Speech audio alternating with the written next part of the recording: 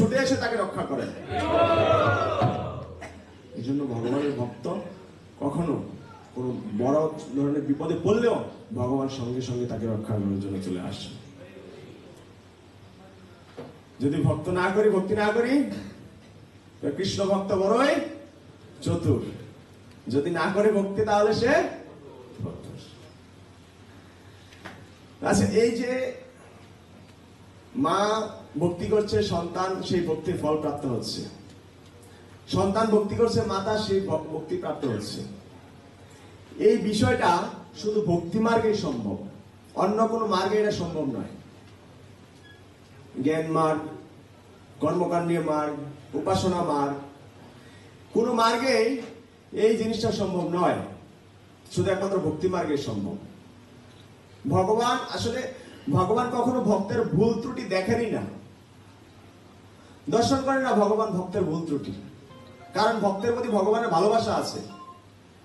কোনো কাজের মেয়ে যদি কোনো কাঁচের গ্লাস ফেলে দিয়ে ভেঙে ফেলে, তার থেকে স্যালারি কাটা হয়, কিন্তু সেই কাজটা যদি নিজের স্ত্রী করে, কি বলে, বা নিজের কন্যা করে, হ্যাঁ, তোমার কিছু করতে হবে না, কাজের মেয়ে আছে, কাজের মেয়ে করবে। কেন? আরে কালকে তো কাজের মেয়েটা ভাঙছিল, ওর সাথে কি ব্যবহারটা করছিলে? হ্যাঁ, ধরে রাখতে পারিস না, খাস না নাকি, শরীরে শক্তি নাই, স্যালারিতে টাকা কাটবে, গ্লাসের টাকা, অনেক দামি গ্লাস ছিল। আর আজকে নিজের কন্যাটা ভেঙে ফেলে, কন্যা সেই গ্লাসটা ভেঙেছে, তাকে আদর করে শরীর দিচ্ছে, আরে একটা গেছে কি হয়েছে, আরো 10টা নিয়ে আসবো। কেন? তার প্রতি ভালোবাসা আছে। এই জন্য ভালোবাসা না থাকলে সেটা সম্ভব নয়। সেটা ভগবান এই জন্য তার ভক্তের ভুল ত্রুটি কখনো দর্শন করেন না। কিন্তু দেবতাদের কাছে যান, যদি ভুল করেন আপনাকে ছাড়বে না। একবার একটা 40 বছর বয়স্ক ব্যক্তি বিদেশে ছিল অনেক বছর, তো বিয়ে করার সময় পায় নাই, যাওয়ার সময় পায় নাই, এবারে দেশে গেছে। এমন তো বিদেশিদের মেয়ে বিয়ে দিতে চায় না, আমার বয়স হয়েছে 40। এখন কোনোভাবে, অনেক টাকা পয়সার মালিক ছিল তো, কোনোভাবে একটা গরিবের মেয়েকে রাজি করিয়েছে।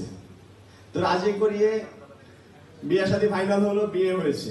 এবার বিয়ে হয়ে মা ভৈরবীর মন্দিরে নিয়ে গেছে কৃপা নেওয়ার জন্য। তো যা বলতেছে, ভারিয়া ভক্ষতী ভৈরবী। তো এই মন্ত্র পাঠ করে মাতা থেকে আশীর্বাদ নিয়ে বাড়িতে চলে গেছে। এবার 3 দিন পরে ওই স্ত্রী হরিবোল হয়ে গেছে, স্ত্রী বাইপাস। এখন 40 বছর পরে বেচারা বিয়ে করছে একটা, তাও সেই বউ নাই হয়ে গেছে, বলো হরিবোল হয়ে গেছে। কষ্টে বেষ্টে আরেকটা পরিবারকে রাজি করিয়েছে বিয়ে করার জন্য। তো সেই পরিবারও মেয়েকে বিয়ে দিয়েছে। এবারে এই মেয়েকে নিয়ে মাতা ভৈরবীর মন্দিরে গেছে। আবার মন্দির গিয়ে মাতাকে প্রণাম নিবেদন করে সেই মন্ত্রটা পাঠ করছে, ভারিয়া ভক্ষতী ভৈরবী। এবারে আগের বউ তো 3 দিন জীবিত ছিল, এই বউ আস্তে আস্তে গাড়িতে হরিবোল হয়ে গেছে, গাড়িতে মারা গেছে। এই বউটা মারা গেল। এবার আবার অনেকদিন, দীর্ঘদিন অপেক্ষা করে আরেকটা পরিবারকে রাজি করিয়েছে বিয়ে করবে। তো বিয়ে করে এই বউকেও মায়ের মন্দিরে নিয়ে গিয়ে, ওই বউটা ছিল একটু চালাক, ভক্তির ইস্কনের মন্দিরে যাইতো, মা জয়দের এই জন্য সংস্কৃত শ্লোক টুক একটু মুখস্থ করছে, অনেক কিছু জানে। এবার যে মন্ত্র পাঠ করছে যে ভারিয়া ভক্ষতী, এই ভক্ষতী বলার পর মুখে ধরে হয়েছে, হ্যাঁ তুমি কি বলতেছো মায়ের কাছে? কেন? ভারিয়া মানে হচ্ছে যারা আমার রক্ষায় থাকবে, ভারিয়া যাদেরকে আমি খাওয়ান পরন দিয়ে সবসময় লাইতে বাইতে বলবো, যারা আমার একান্ত আপন হয়ে থাকবে, ভারিয়া আমার আশ্রয়ে আছে, ভারিয়া। আর ভক্ষতী মানে বর্ষ হয়ে যাওয়া, ভারিয়া ভক্ষতী। এই 2টা মন্ত্র বলার পর তুমি কি বলছো মায়ের কাছে? বলছে তোমার জন্য দীর্ঘায়ু কামনা করার জন্য মায়ের কাছে মন্ত্র পাঠ করছি। আর এটা দীর্ঘায়ু না, আমাকে বর্ষা করার জন্য মায়ের কাছে প্রার্থনা করছো। হায় রে, আমার 2 বউ লেগে মারা গেছে আগে। দেবতারা, আপনি যদি ভুল করে সেই ভুল শুধরাবে না, আপনার ভুলের মাসুল আপনাকে পায়ে পায়ে দিতে হবে। যাই হোক, এখানে পরীক্ষিত মহারাজ যে ধারাবাহিকভাবে কথা শুনছিলেন, সেখানে ভগবানের কথা শ্রবণ করছেন। এখন আমরা ভগবানের জন্মলীলার একটু এগিয়ে যাচ্ছি। বলছে, মহারাজ পরীক্ষিত, আপনি 3 দিন 3 রাত্র হয়ে গেছে, এখনো পর্যন্ত একটু জল পর্যন্ত আপনি গ্রহণ করেননি। আপনি কিছু আহার গ্রহণ করুন, একটু বিশ্রাম করুন, তারপর আবার কথা শুরু করব। বলছে, আমার বর্তমান সময়ে না কোনো জলের পিপাসা আছে, না কোনো খিদা তৃষ্ণা আছে, না আমার শরীর কোনো ক্লান্ত লাগছে। আমি এখন দিব্য সুস্থ আছি, আপনি আমাকে ধারাবাহিকভাবে কথা শ্রবণ করান, আমি কথা শ্রবণ করতে চাই। বলছে, কেন?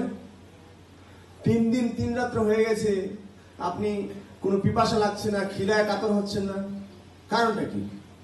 আরে আমরা যে একবেলা না খেয়ে থাকি, আমাদের কেমন লাগে না?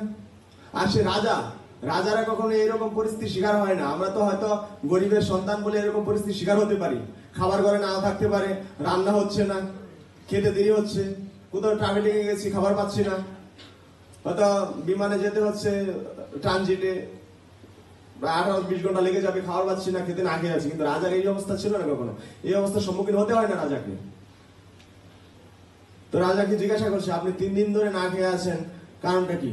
আর ওখানে আপনি মাত্র আধা বেলা জল পান করেননি, তার জন্য একটা মুনির চরণে অপরাধ করে দিয়েছেন, কারণটা কি? আর এখন 3 দিন হয়ে গেছে, আপনার কোনো খিদে লাগছে না। তখন পরীক্ষিত মহারাজ এই শ্লোকটা বলছে, পিবন্তম তম মুখম ভুজম চ্যুতম হরিম কথামৃতম। বলছে, হে সুখদেব গোস্বামী, আপনার শ্রীমুখ থেকে ঝর্ণার মতো ঝরঝর বর্ষার মতো এই কথার অমৃত আমি পান করছি। এবার আপনি বলুন, কেউ যদি অমৃত পান করে তাহলে কি তার খিদার পানির তৃষা থাকে? তার পানির তৃষ্ণাটা কখনোই প্রভাবিত করতে পারে না, কারণ আমি আপনার থেকে এই কথার অমৃত শ্রবণ করছি। এই কথা আরো সুমধুর হয়ে যাচ্ছে যখন তিনি ভগবান শ্রীকৃষ্ণের লীলায় প্রবেশ করছেন। এখানে আরো বলা হয়েছে যে আমরা যদি কোনো উচ্চতর স্বাদ আস্বাদন করতে পারি, তখন আগের যে নিম্ন স্তরের স্বাদগুলো আছে সেগুলো আমাদের কাছে একদম তুচ্ছ হয়ে যায়, বিষের মতো হয়ে যায়। যারা এখন প্রসাদ গ্রহণ করছেন তাদের কাছে আগের খাবারগুলোর কথা চিন্তা করলে কেমন লাগে? হ্যাঁ, বিষের মতো লাগে না? কি ভুলটাই না করেছে আগে? কেন আগে ভক্তি জীবনে আসার জন্য আমাকে কেউ প্রেরণা দেয়নি? কেন আমার পিতামাতা ভক্ত ছিল না? তাহলে আমাকে এগুলো গ্রহণ করতে হতো না আগে? কি পাপগুলো না করেছিলাম, মনে হয় না এখন? হ্যাঁ, এখন কি ভগবত গীতা এই সম্বন্ধে বলছে। ভগবত গীতার 2য় অধ্যায় 59 নম্বর শ্লোকে বলছে, বিষয়া বিনিবর্তন্তে নিরহারস্য দেহিনাম রসবর্জম রসমুপাস্য পরম দৃষ্টা নিবর্ততে। বলছে, এই দেহধারী জীব ইন্দ্রিয় সুখভোগ থেকে নিবৃত্ত হতে পারে, কিন্তু ইন্দ্রিয় সুখভোগের আসক্তি থেকে যায়। কিন্তু কেউ যদি উচ্চতর স্বাদ আস্বাদন করতে পারে, তখন সে সেই সমস্ত বিষয় তৃষ্ণা থেকে চিরতরে নিবৃত্ত হতে পারে। যখন উচ্চতর স্বাদ কেউ গ্রহণ করতে পারে, আমাদের সবার জীবনে এটা প্র্যাকটিস আছে। যখন প্রসাদের স্বাদ আমার জিহ্বায় লেগেছে, তখন ওই খাবারগুলো একদম তুচ্ছ লেগেছে। আমি নিজে যখন প্রসাদ, এক ভক্ত আমাকে, রসিক চৈতন্য প্রভু আমাকে খেলার থেকে ডেকে নিয়ে একটু প্রসাদ পাইয়েছিল, আর ভক্তিবিলাস প্রভুর বড় ভাই রান্না করেছিল। তো এই প্রসাদ পেয়ে আমি জিজ্ঞাসা করেছি, প্রভু এটা কে রান্না করেছে? বলছে, রাধা রানী রান্না করেছে। এই প্রসাদের আজকে এই অবস্থা।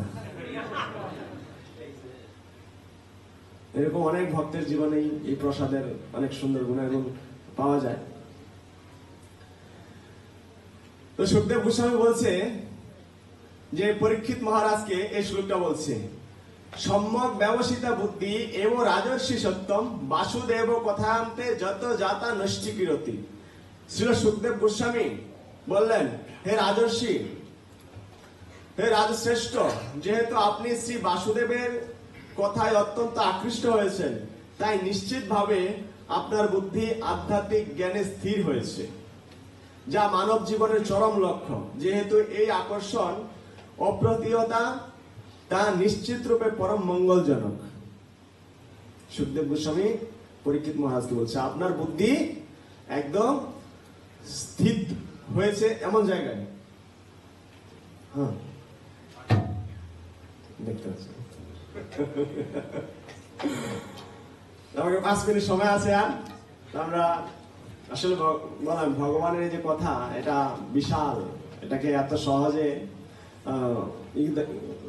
মানে কাছে যাওয়া যাবে না। এটা তাও যেটুকু বলে গেলাম, এটা 2 দিনের ক্লাস অলরেডি চলে গেছে, আমি অনেকগুলো ছেড়ে তারপর বলছি এগুলো। পরীক্ষিত মহারাজকে সুখদেব গোস্বামী বলছে, আপনার বুদ্ধিটা একদম পারফেক্ট জায়গায় এসে পৌঁছে গেছে, কারণ আপনি ভগবান শ্রীকৃষ্ণের কথা শ্রবণ করার জন্য আকৃষ্ট হয়েছে। আর এই কথা শ্রবণ করা মানে হচ্ছে যে আমাদের চরম জীবনের চরম লক্ষ্য হচ্ছে ভগবানের কথা অমৃত শ্রবণ করা।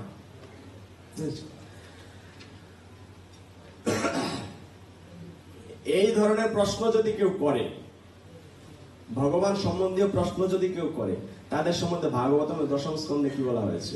10ম স্কন্ধের 1ম অধ্যায় 16 নম্বর শ্লোক, বাসুদেব কথা প্রশ্ন পুরুষান স্ত্রীণ পুনাতিহি বক্তারাম প্রচ্ছকম শ্রুতম তৎ পাদ সলিলম যথা। বলছে ভগবান বিষ্ণুর পাদধৌত গঙ্গা যেমন ত্রিভুবনকে পবিত্র করতে পারে, তেমন ওই বাসুদেব শ্রীকৃষ্ণের কথা এবং চরিত্র বিষয়ে প্রশ্ন ব্যক্তিকে 3 জন ব্যক্তিকে পবিত্র করতে পারেন। এই জগতে 3 জন ব্যক্তি পবিত্র করেন যারা ভগবান বাসুদেবের কথা অমৃত। এই 3 জন ব্যক্তি কথা কার কার কথা বলছে? 1 নম্বর হচ্ছে বক্তা, যিনি শ্রবণ করান, তিনি পবিত্র হন। 2 নম্বর হচ্ছে শ্রোতা, যারা শ্রবণ করেন। আর 3 নম্বর হচ্ছে প্রশ্নকর্তা। এই 3 জন ব্যক্তি পবিত্র হয়ে যান এই ভগবানের কথা অমৃত শুধু একটা প্রশ্ন করার মাধ্যমে।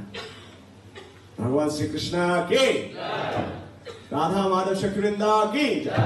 এই যে চলছে দোলন যাত্রা, আসলে অনেকগুলো বিষয় তো সহজে তো শেষ করা যায় না।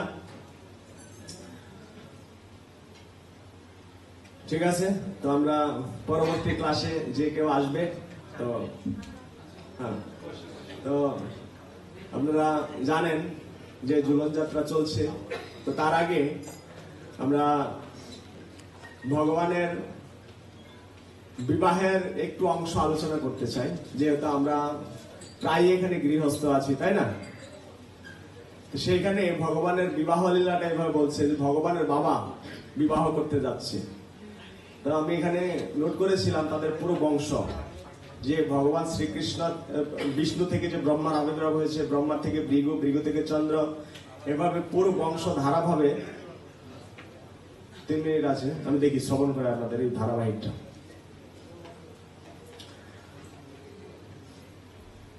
ভগবান বিষ্ণু থেকে ব্রহ্মা, ব্রহ্মা থেকে অত্রি, অত্রি থেকে চন্দ্র। আমরা আমাদের বংশের কয়জনের নাম বলতে পারবো? দাদুর নাম কয়জনে জানেন? দাদুর নাম কয়জনে জানেন? হাত তুলেন দেখি, হাত নামান। দাদুর বাবার নাম কয়জনে জানেন? অনেক লোক হাত উঠছে দেখি, আমি জানি না। দাদুর বাবা, আমাদের 3 পুরুষের খবর নাই, কারণ দেখিও নাই, তাদের কৃপা পাই নাই, এজন্য তাদের কথা মনে নেই।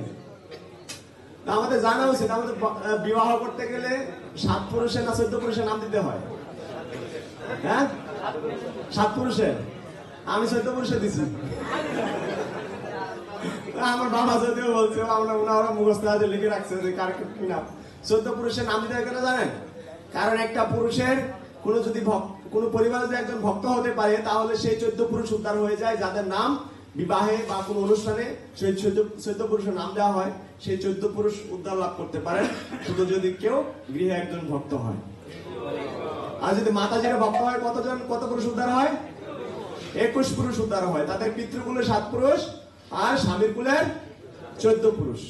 এখানে ভগবানের যে পরম্পরা, পুরুষ কোন বংশে ভগবান আবির্ভূত হয়েছেন আমি দেখছি, কতটা সময় লাগে।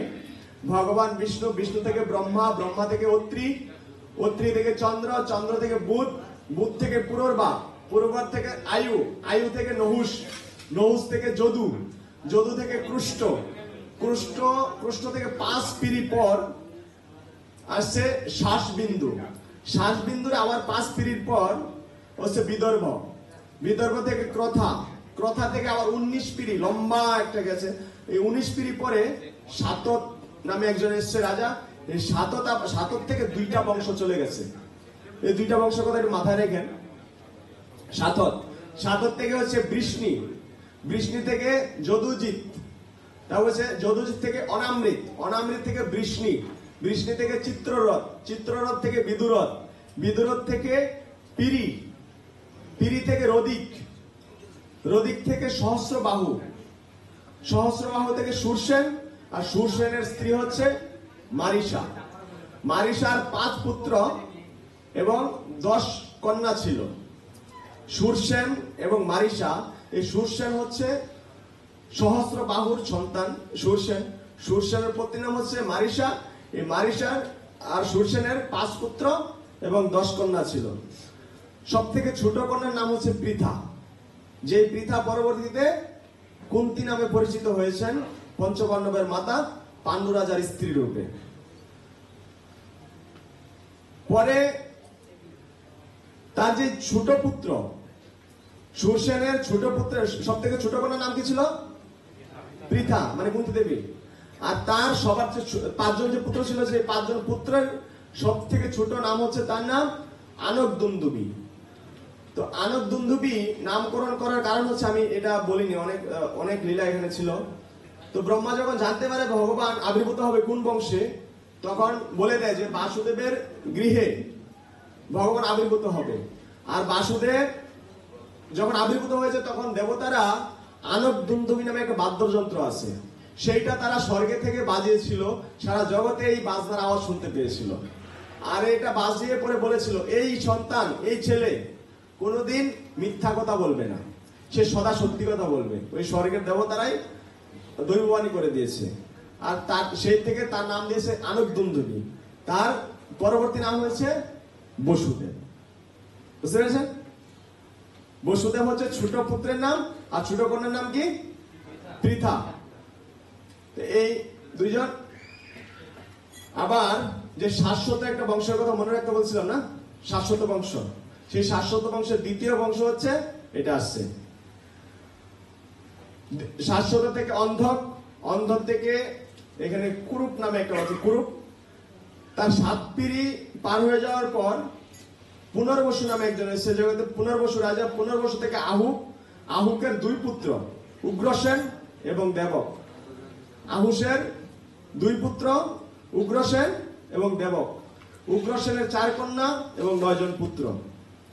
সব থেকে বড় পুত্র হচ্ছে কংস, যার থেকে এই কসাই নামকরণ হয়েছিল। কসাই নাম ছিল না আগে, এই কংসের আচরণের কারণে এই কংস থেকে কসাই নাম হয়েছে। উগ্রসেনের 4 পুত্র এবং 7টা কন্যা ছিল। সব থেকে ছোট কন্যা, যার নাম হচ্ছে দেবকী। বুঝেছেন? উগ্রসেনের 7টা কন্যা, সব থেকে ছোট কন্যার নাম হচ্ছে দেবকী।